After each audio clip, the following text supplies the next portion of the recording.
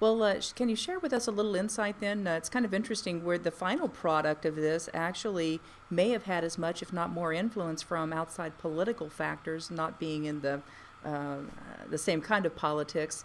But what were some of the processes that were engaged as all of these folks and the wealth of brains were coming together to put the standards in place?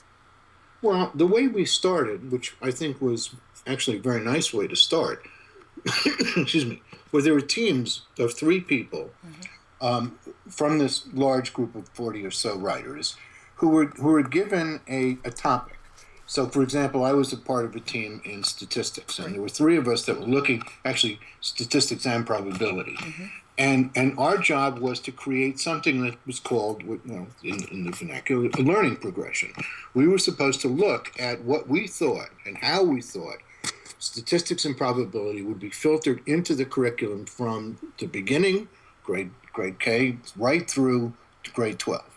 And we were to tell that story, show that arc, if you Mm-hmm. will. And then from there, the standards writers were going to then break that apart. And we were part of that second round, break that apart to say, well, what does that look like in the small? So the first thing was the story. Mm-hmm. And there were stories told in algebra, and there were stories told in each of the very major topics, geometry and so on.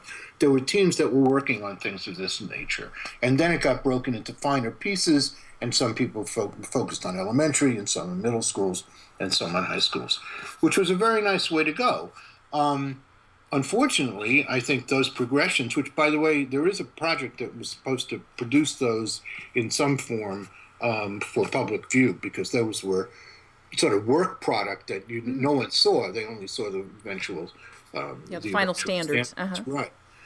Hopefully that actually will exist. Although I suspect they'll be changed from what we originally wrote because.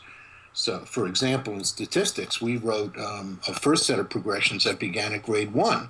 And in fact, statistics, as you see, don't show up really until grade seven in the standards as they eventually came out. So there were changes that were made, and it wasn't transparent to the writing teams how those changes came about. Ah, okay. So the final product looks different from what you had submitted on the piece of work that you had done, but you're not actually sure what kind of a black box it went through to get from your work to the final form. Exactly, and that happened several times. So we would make a set of progressions, for example, and then they would come back and it would look different, and then we'd make another iteration of some standards, and they'd come back and it didn't look like what we sent in, and there was never any sort of conversation with the writing team that said, "Well, this is why we did that. Uh Only huh. that we had to, or Yeah. that this was necessary, and here's the next version. Please work from there." So it was not, as I said, it wasn't a transparent process, Uh-huh. although it had a lot of input from a lot of very good people. Yeah, which is really a positive thing. I'm assuming that your guess might be that part of that influence in those decisions had to do with some of those political considerations and how can we make this something that will have broad appeal to a large number of people. I think that's right. And there were also some sort of axioms of the system that we weren't aware of. So, for example, as you see the standards emerge, there was kind of that focal points theory philosophy, Uh-huh. which is you can't ask teachers to do too much in any one grade. So, an argument that against, for example, introducing statistical and probabilistic ideas early was, well, it's just asking too much. We've got to get kids through addition. We've got to get them through, multiplication tables. We've got to get them through long division, whatever it was. The idea was teachers had to focus on a couple of ideas in each grade and not try to give a smattering, this sort of Yeah. mile wide, inch deep kind of argument that gets made. Whereas some of us felt, well, if you value these ideas, you need to introduce them early and often. Mm-hmm. So there were those kinds of philosophical issues that were going on behind the scenes. Yeah, absolutely. Well, kind of drawing back to something that you had said early on as we started the discussion, that we started in a situation where we had 50 states, 50 different sets of standards, no real consistency between the ability to say that what you can do, what if a student can demonstrate mastery in one state, they could do it in another, etc.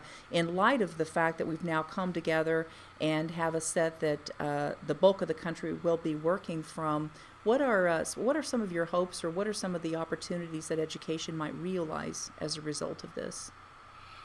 Well, I mean, I think your point's well taken.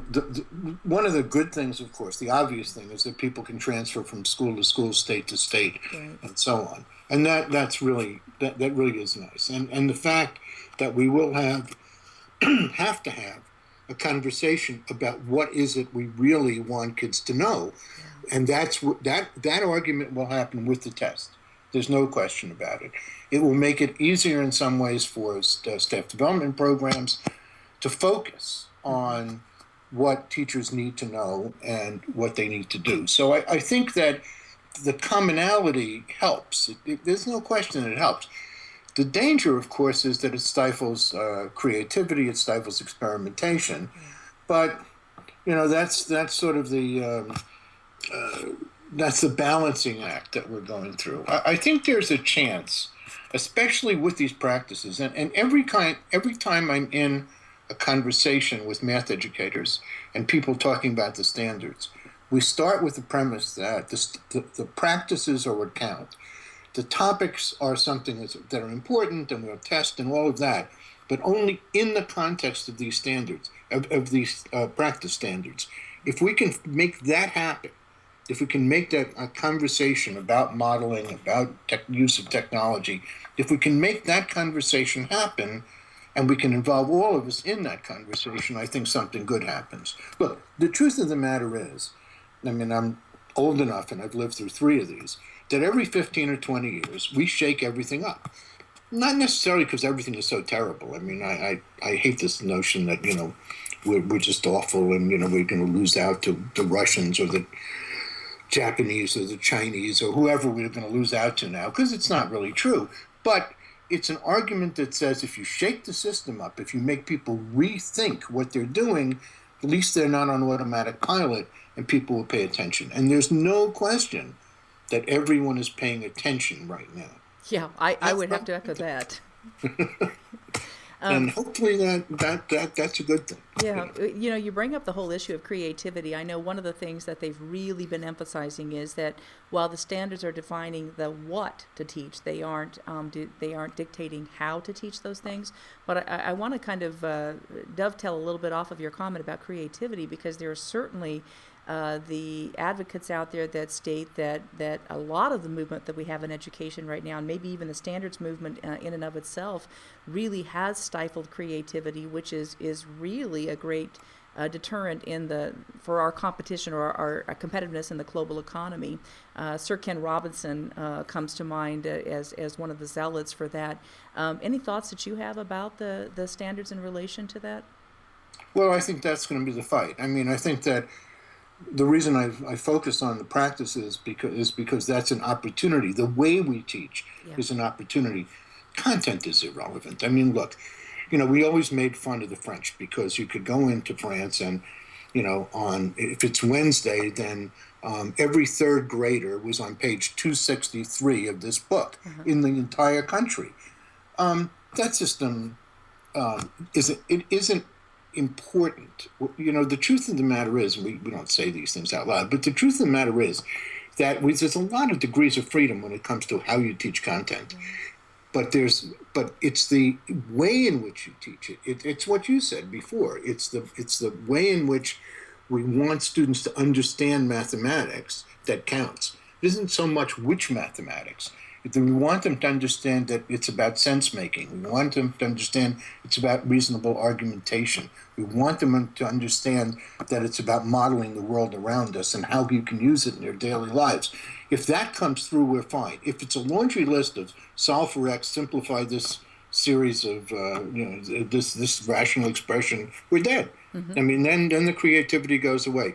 And one of the reasons I really, really get angry about this thing about loving the Chinese or tiger mothers or all of this sort of silly things is that They come to us looking for how we teach creativity. I mean, if you go to Singapore, if you go to China and you talk to people there, they want to know how we got kids to think outside the box. How do we get the innovation in the world? How does it come from America? In part, it comes because we do let a thousand flowers bloom. And if we go away from that, we're going to go away from our best part. And I think it's just a question of what you say. Keep that in mind. Be conscious of it. Don't get into a rote kind of thing because then we're going to lose the best that we have.